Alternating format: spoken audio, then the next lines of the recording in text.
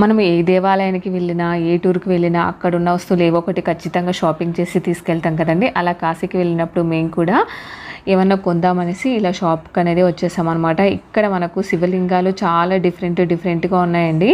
అన్నీ కూడా బాగున్నాయన్నమాట. అందుకని ఒకటి చిన్న శివలింగం అనేది కొనుక్కున్నానండి. 100కి వచ్చేసి 2 అనేది ఇచ్చారనమాట. 50 రూపీస్‌కొకటి.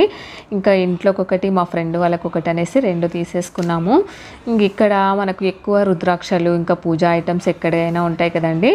ఇక్కడ కూడా మనకు పూజకు సంబంధించిన ఐటమ్స్ అయితే చాలా ఉన్నాయి. అలాగే మనకు కాశీ విశాలాక్షి అమ్మవారు విగ్రహాలు కానీ, అలాగే ఇక్కడ మనకు అన్నపూర్ణమాత విగ్రహాలు కానీ, చూడండి ఇక్కడ డమరుకం అంటే పూజా ఐటమ్స్ అన్నీ చాలానే ఉంటాయి. ఇక్కడ మనకి ఎక్కువగా దొరికేటివి ఏంటి అని అంటే రుద్రాక్షలును, శివలింగాలు అనేది ఎక్కువ దొరుకుతాయండి. అలాగే చాలామంది కాశీ నుంచి గంగా వాటర్ తీసుకెళ్తారు కదా, ఆ ప్యాకింగ్ కూడా ఉంటాయన్నమాట.